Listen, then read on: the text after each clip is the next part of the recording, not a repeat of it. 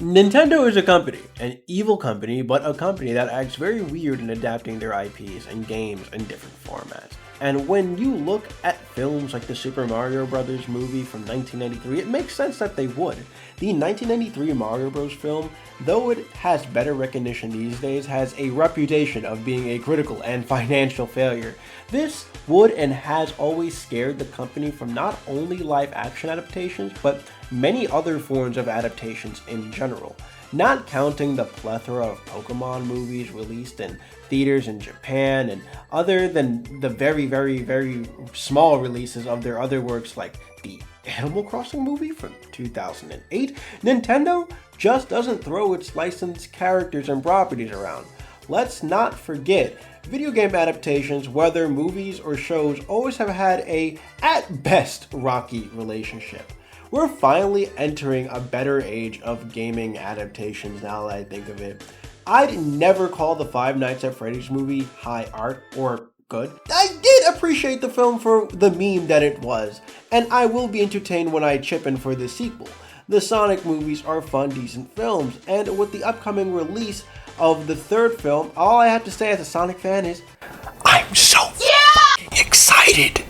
Detective Pikachu was Nintendo's first time doing a live-action adaptation since the 1993 Mario Bros movie. And, to be honest, Detective Pikachu is at its best a decent Pokemon movie that, at its worst, is, a film that just sort of exists to take up space on a streaming service, which, knowing video game adaptations, can basically make it Akira. Gaming adaptations, though minus a few fumbles, are actually looking more up than times before. Hell, even the 2023 Illumination Chris Pratt Mario Bros movie was successful, albeit a film that very much played by the numbers. But that's a different story than the realm of TV, because there's no shortage of pure head-scratching highs and lows when it comes in that department. Hey, paisanos, it's the Super Mario Bros. Super Show! The Legend of Zelda TV show, and who can forget? I'd shower you with coconut cream pie.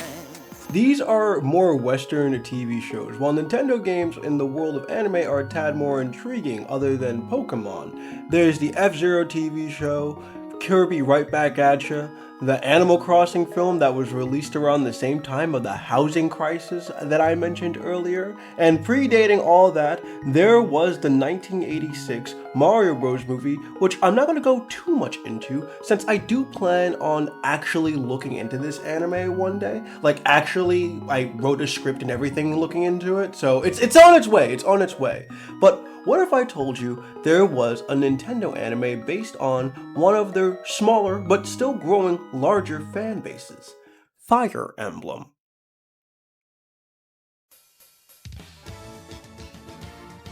I'm going to be very honest with you. I am not a Fire Emblem fan. I main Roy and Chrom in Smash Bros, but do not ask me shit about the games they're actually from. Since I'm not a fan of the Fire Emblems, I bet you're wondering, why am I even looking at this anime if I'm not even a fan? Simply put, I've always had this anime in the back of my mind since I was a kid. I remember I stumbled across it many years ago. Somehow, I can't remember if it was on a forum or generally on Google searching for Nintendo anime, but I had stumbled across this anime. Plus, on this channel, we uncover and look at anime from yesteryear that very few, if barely anyone's ever heard of. Let's not forget, a job of an adaptation isn't just for fans. It's to also bring in new viewers. It's up to the writers, directors, and team to bring the vision of the book, comic, or manga, or in this instance, a game to life, and hopefully please both parties. This anime was based on the 1994 game for the Super Famicom,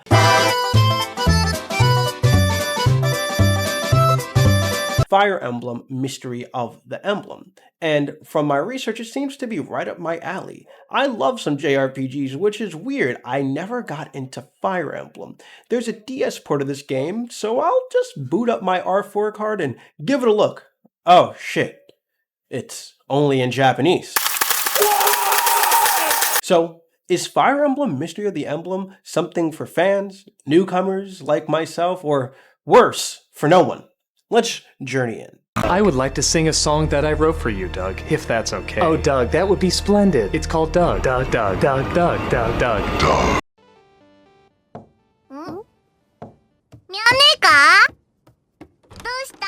미안해. And the thought takes place uptown.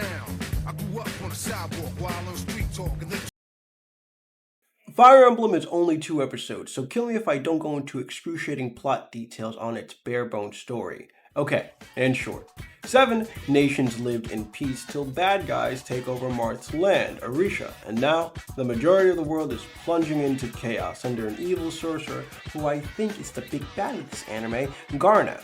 After the murder of his father and the capturing of his sister, our main protagonist, Marth, is teleported by his sister in exile to the land of Talis. There, for a few years, that I can assume, Marth and his guard live with Kata, the princess of the land. Despite the princely title Marth has, he's been a bit of a pushover told to us over and over by the anime. Made worse, for his family is to be blamed for not having forces strong enough to take down Garnet and his soldiers, leaving the other kingdoms even more vulnerable. This is till the Gezek pirates attack and raid Talis. With the general's apprehension, but with Kata's begging, Marth suits up and charges his small army to take down the pirates. After defeating the pirates, Marth and his team get a bit of a chub and start high-key feeling themselves and set their eyes on taking back Marth's homeland, Arisha. Yes, King. Starting off with an ass-whooping swordsman, Navarre whooping ass and being accosted by a group of marauders to join their team. Oh wait, hold up, what the fuck is wrong with my voice? Starting off with an ass-whooping swordsman, Navarre whooping ass and being accosted by this group of marauders to join their team, the marauders have seemed to have taken a priestess captive, and for some reason that entices Navarre to join them. Cut to Marth's group, the Arishan Knights, there to liberate the town of Gult. They get rid of their town captors. The priestess who was captured's name is Lena. The townsmen ask the Arishan Knights to go save her. Invite them to our house. Right you are. We haven't much to offer you, but if you'll accept our hospitality... We will, sir, and gladly. My soldiers are tired. Many have not slept since we left Talis.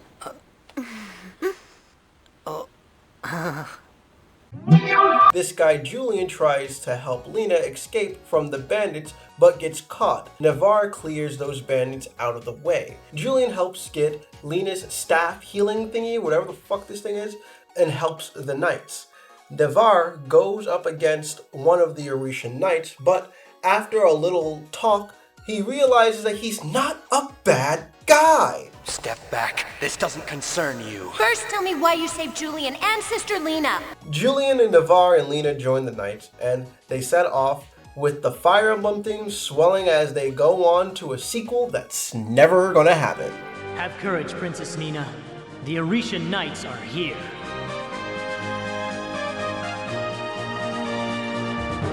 There were many battles yet to be fought, but with the arrival of the Arishan Knights, new hope spread throughout the land. The spirit of Henri the Great. That was Mystery of the Emblem, and oh boy, was that a something. I cut through a lot of the story elements because honestly, it's super predictable. By its generic story to its boring characters, Mystery of the Emblem feels like something entertaining for a person who is a die-hard Fire Emblem fan. Newsflash, buddy! I watch my media to be entertained! And guess what this one didn't do? A prince exiled from their kingdom, from the big bad guy, gathers an army of friends to take back his homeland and restore peace and order. From its predictable story, boring characters, lackluster animation, and a terrible dub, Mystery of the Emblem wasn't a treat, and more of a slug for me to get through. All the characters, including Marth, act because the plot needs them to. And I know all stories have characters act because the plot told them to, but Mystery of the Emblem story or characters aren't engaging enough to make the characters' actions feel like they're doing it naturally. Look, let's be real here. The whole point of Mystery of the Emblem is to get eyes on Fire Emblem and push a couple of more games off the shelf. Which, if my first exposure to Fire Emblem was this anime, wouldn't have gotten me interested in the games. One of Mystery of the Emblem's greatest sins is its animation. This animation looks, lackluster.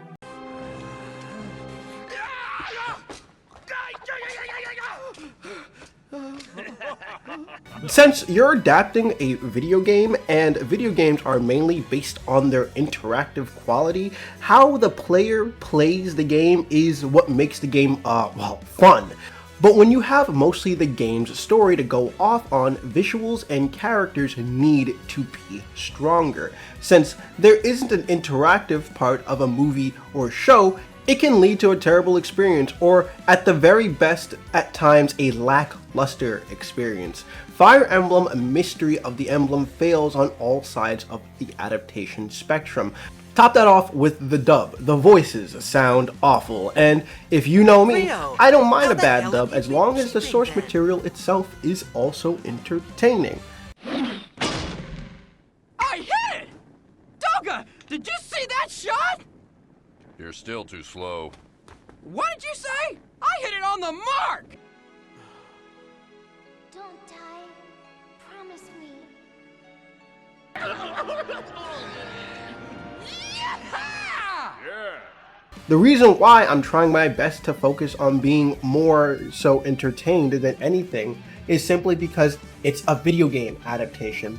I wasn't expecting or even looking for anything else deeper than being entertained, and the anime couldn't even do that for me.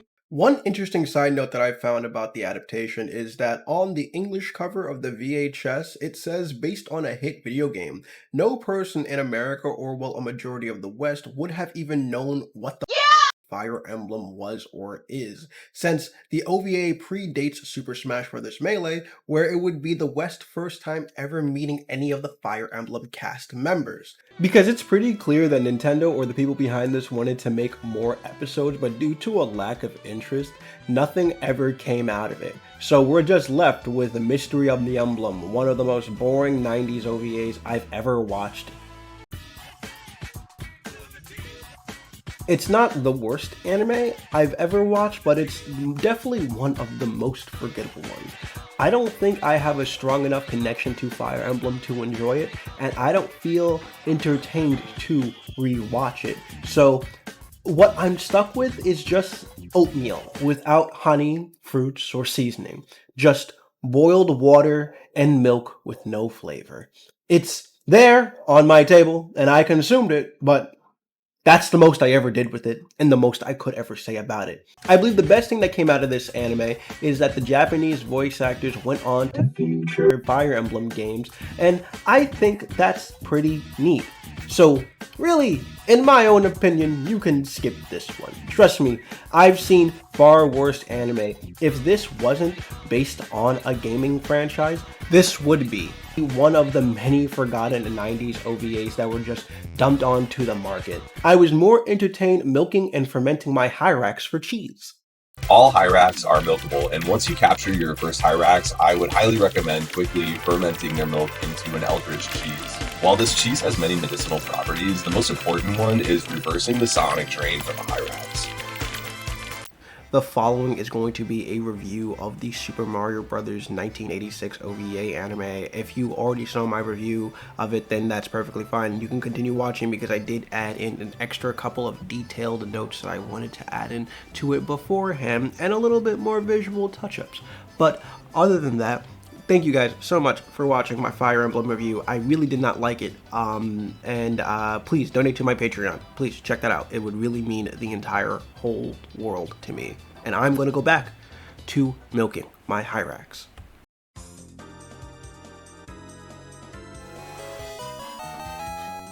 Last time we discussed Nintendo, we discussed the boring slug that was the Fire Emblem anime. We talked about how weary the company is throwing its license around due to distributors and other creators having a poor track record handling their IPs.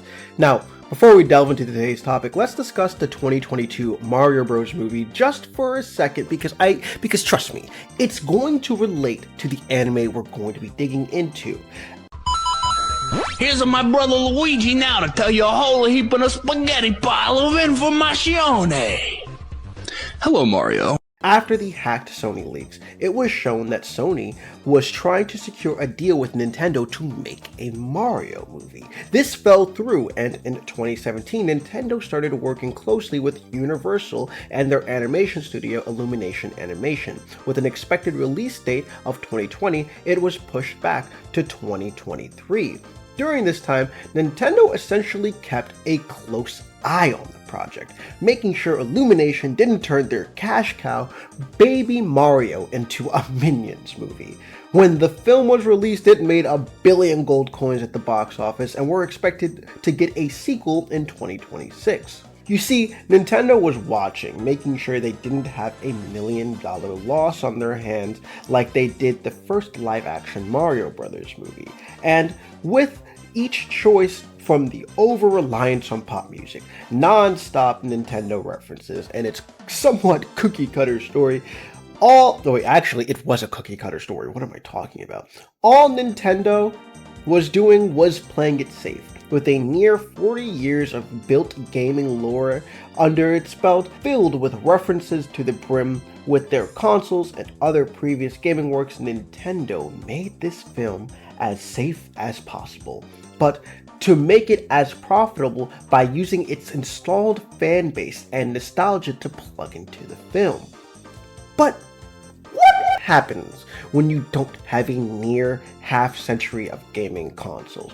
What happens when the only reference you can put into your movie only comes from one game? What happens when the world is still being fleshed out and you have an early and young fan base?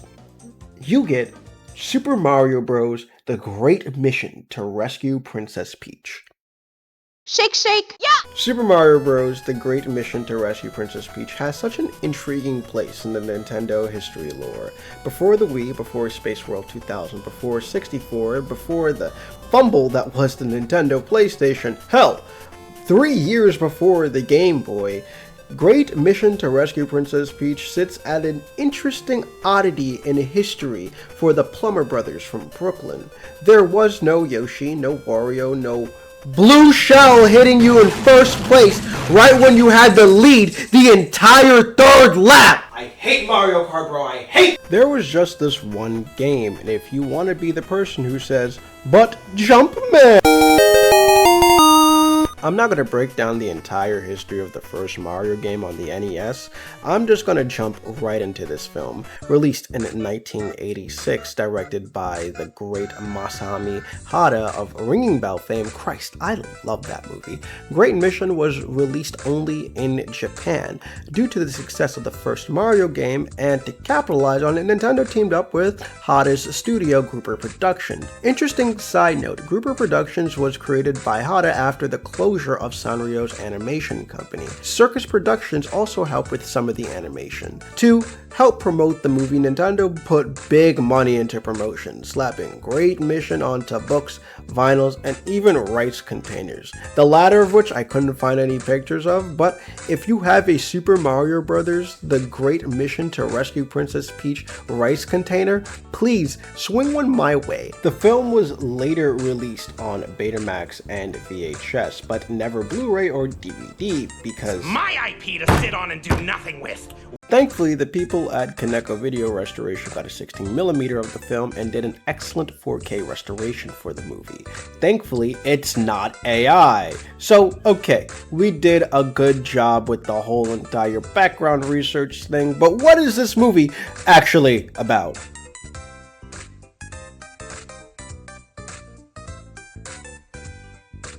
Shake, shake, yeah!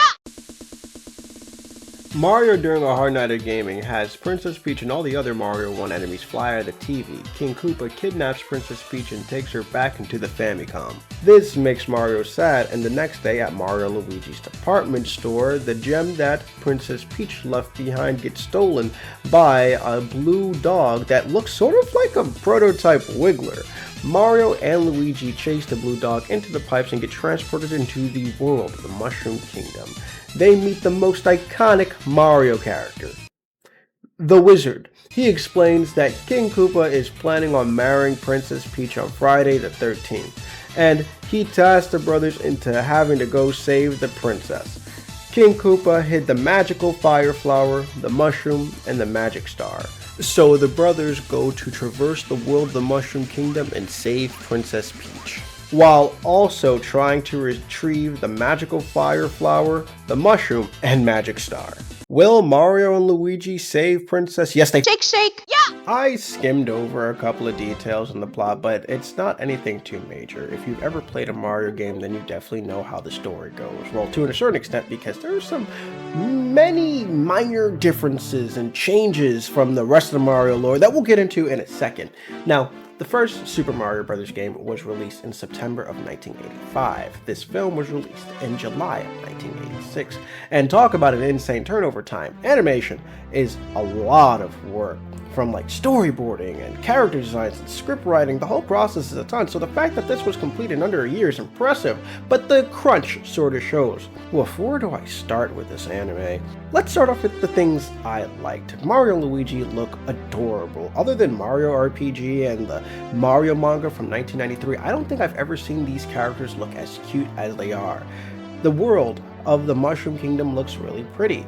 There's this 80s rock played between certain points with the repeated animation, but of all the original music, my favorite has to be when Mario is daydreaming about Peach. The song sounds really tender and heartfelt. Top it off with the visuals being really pretty during the sequence. I like Luigi, since this is before the established canon that Luigi is a coward. This Luigi is a money-loving, gold-digging doofus that I enjoyed his time on screen, though I don't understand why he isn't wearing his green iconic outfit. This film is so bright and colorful and the animation is a little janky, but there's a bit of charm to this 80s style jank animation. The animation is serviceable and gets the job done. I'm guessing due to the short production time there were some corners cut. The level of jank in the animation has a style of these characters in the world that there's just this off feeling when looking at these now iconic characters. On one hand, it's oddly charming, and on the other hand, the animation feels choppy and the characters are constantly going off model, leading to the animation being serviceable at best. But let's get into the stuff I now wasn't the biggest fan of. Though I like Luigi, I'm not crazy about this design for him. Why isn't he not wearing green? This film had me chuckle just a few times, but like a very few times. The humor in this film kind of sort of gets a little annoying and a little too nonsensical to the point I was just staring at it like. Other than me liking Luigi, I really have to say all the other characters pretty much play by the book. King Koopa is the big bad, Princess Peach is our damsel in distress, Mario is our main protagonist hero who's a goofball with a conscience. There's not much more to them than that. We barely see King Koopa, well, I'll just call him King Bowser for being the big bad guys barely in the movie other than the end. And also he has a dad? Who is this nigga? The reused animation is so noticeable because they tend to use it up to 3 times during the whole movie. But the 80s rock songs like Doki Doki Do It just sorta didn't do it for me. Sorry, it won't be on my Spotify playlist. Hey, but I did like the version of the Invincible theme. I thought it was really catchy. That and some of the other remix themes from the very first Mario game. The pacing, especially in the middle, feels like it's dragging. In one instance, I hit the pause button and just took a nap. I think that's because my body was exhausted from going to the gym for an hour, but my point still stands. Great Mission does get sort of boring at points. Mario and Luigi keep getting tricked by these 2 evil Goombas, but the Goombas sort of lead them to where they have to go. I think these Goombas suck at their job. I could sit here and nitpick this movie all day, but honestly, if you just want to know, I would say check out this movie if you're a Mario fan or a Nintendo fan to see where it all began. But if you're not a Mario fan or a fan of Nintendo, you could just simply just go the rest of your life and never watch this movie and it would be perfectly fine. But side note, Great Mission to Rescue Princess Peach marks the very first time a main character would ever get trapped into the virtual world, making it one of the earliest isekais. Yay, Luigi! But I think that this film is most popular for essentially laying out the blueprints out for the future Mario games, designs, and concepts. Like I mentioned earlier, Kibidongo, aka that blue dog, looks a lot like an early prototype Wiggler. There's Mario controlling the Lakitu Cloud, then there's the airship from Super Mario Bros. 3. 3. Also, I didn't know this, but this was the first time Luigi appeared taller and thinner than Mario. Luigi has way more things personality-wise in common with Wario, of all people. And spoiler alert for Great Mission and how it ends, even if you care for some reason. One of the moves Mario does is swing Bowser by the tail to defeat him, and that idea would be reused in Mario 64. But for each thing that I feel like would inspire the Mario Bros franchise, there's some stuff that just didn't stick or has changed in later incarnations. First off, Bowser has a dad. Then there's the most iconic Mario character who appears in nearly every Mario game, the Wizard. Why the fuck do the Toads look like this? Bruh, they look even different on the cover, and if you know me, I really can't stand inconsistency. Spoiler alert for the 1986 Mario Bros movie. So Kibidango turns out to be a prince from the Flower Kingdom? What the fuck is the Flower Kingdom? Top that off with Mario gets because the prince of the Flower Kingdom is the fiancé to Princess Peach. Bro, what the hell? What was all this for, bro? Then Mario says this at the end: I'll come back to rescue you again. First off, Violet's saying that her man's ain't right when he's standing right there and saying that he can't defend her to save her again when Bowser comes by to strike again. But also, don't put your energy into a shorty that I don't even want you. Focus on working at your grocery department store. Mario, before you get your head up, you gotta get your bread up. You got your brother scraping for coins the whole movie. Come on, bro. All shits and giggles aside, Great Mission to Rescue Princess Peach was a fun watch at points, minus the boring middle points.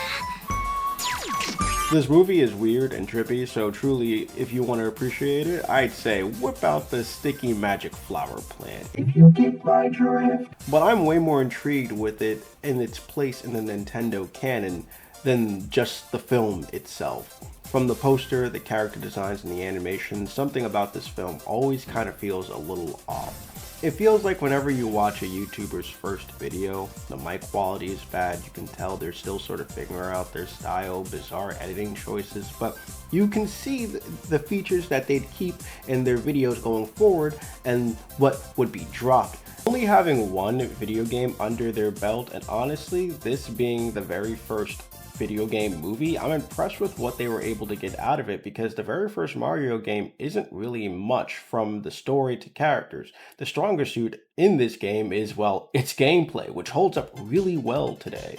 If I had to put myself in 1986 and then I was commissioned to make a movie based on this? Yeah, I'd write a scene in which Luigi eats shrooms, gets high, starts laughing and crying, but soon finds out the mushrooms were actually the citizens of the Mushroom Kingdom. Something would have to pad out runtime. I was sort of entertained by the novelty of this thing. There are so many odd choices made throughout this entire movie that left me scratching my head. As a Mario fan, it really had me being like, wait, I get that reference to future Mario media. Please check it out for the oddity of it just simply existing. Make sure you watch the 4K remaster though. Out of the 3 Mario Bros movies that we do have, the live action movie sort of is the best one, or really my favorite one. But hear me out. I know, controversial viewpoint. You can't deny the visuals are really interesting. The story is wacky and so over the top that it's kind of mind-bogglingly interesting. The lines are iconic, and this film is really fun on its own. Don't let the internet reviewers tell you otherwise. This film is bad but fun. Monkey! Where if you're not even a Mario fan, you'd still somewhat enjoy watching it for how just kind of stupid it is. I'd watch a bad movie 1,000 times as long as it's entertaining. It's still so bad that it's good, but I've never seen a film age better because of it. Great Mission to Rescue Princess Peach is a history lesson on what Mario was before we really knew him as Mario. The 2023 movie is there to exist, but overall, if there's one word I would describe Great Mission to be, it would have to be fine.